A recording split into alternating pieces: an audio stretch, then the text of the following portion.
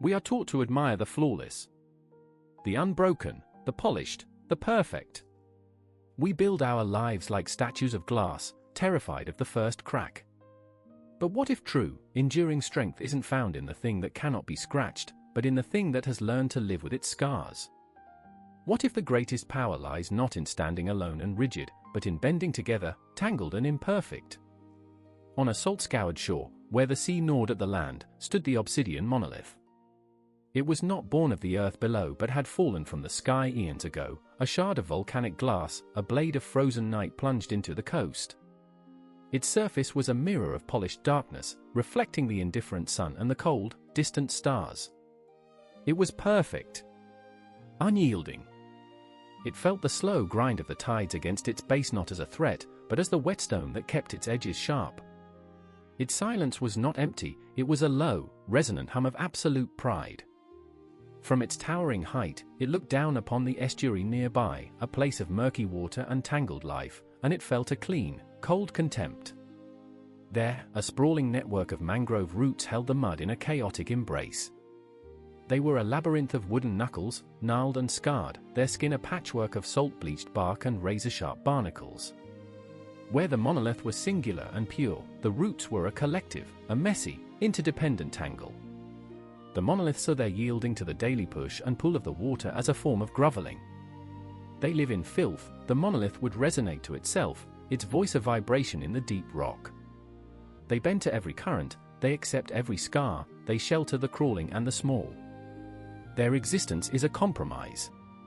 I alone am pure. I alone am strong. I face the sky and the sea, and I do not bend. The mangrove roots felt the monolith's silent judgment. They could not see as it saw, but they felt its rigid presence as a pressure in the air, a note of unmoving arrogance. They did not answer. Their life was not in pronouncements, but in the silent, shared work of holding the soft earth together, in the whispered exchange of nutrients through their interconnected veins, in the patient filtering of the brackish water. Their strength was a quiet, plural chorus, not a singular, booming declaration. Then came the announcement of the great storm. It was not a rumor on the wind, but a darkening of the sky, a change in the sea's deep breath. The air grew heavy, thick with the scent of ozone and dread. The monolith watched the sky turn from bruised purple to a furious, churning black. It felt a thrill. Let it come, it hummed. Let the sky test itself against my perfection. The storm arrived not as rain, but as a solid wall of water and wind, a howling god of salt and fury. The first blast struck the monolith like a titan's hammer. The sound was a scream of tortured glass. A tremor of shock, of disbelief, ran through its ancient form. It had never been struck with such singular, focused violence. It held. But the prideful hum within it was replaced by a high-pitched ringing of strain. It looked toward the estuary. The mangrove roots were almost submerged, thrashed by the same impossible force. But they were not fighting it. They were yielding, their entire network swaying as one, the force of the waves dissipating across their thousand tangled limbs. Each root took a fraction of the blow, passing the stress along the chain, their deep grip in the mud holding fast. They were a woven shield, not a solid wall.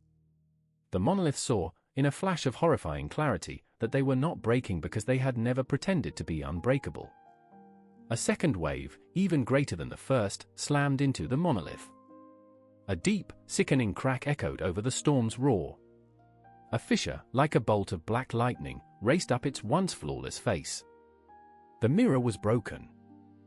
Through the crack, the wind screamed, a mocking voice invading its silent core. For the first time, the monolith felt something other than pride. It felt fear. It felt the cold, lonely truth of its isolation. Its perfection was its doom. It had no one to share the burden, no way to yield. It could only stand, or it could shatter. The strength. Its vibrating thought faltered, the realization a final, crushing blow, was in the tangle. With a final, apocalyptic shriek of tearing glass, the obsidian monolith exploded into a million glittering shards, its perfect form erased, its pride scattered like black sand upon the very wind it had defied. When the sun returned, it shone upon a coastline forever changed. Where the Tower of Pride had stood, there was only a glittering wound on the shore. And in the estuary, the mangrove roots remained, scarred, battered, but still holding the earth together, their messy, imperfect labyrinth having weathered the end of a perfect world. We are the monolith. We curate our lives for public view, presenting a polished surface of success, strength, and unflinching certainty. We stand in proud isolation, believing our rigid perfection is our greatest asset. But life is the storm. It will not be defied, it demands flexibility. The mangrove roots represent the messy, authentic truth of resilience. Our strength is not in our flawless facade, but in our tangled connections with others, in our capacity to bend, to adapt, and to share the burden. It is in our scars, our vulnerabilities, and our acceptance that true endurance is a collective, not a solitary, act. To be unbreakable is to be brittle. To be resilient is to be willing to yield. Look past the polished surfaces in your world and in yourself. Ask not what stands tallest and most perfect, but what endures through connection.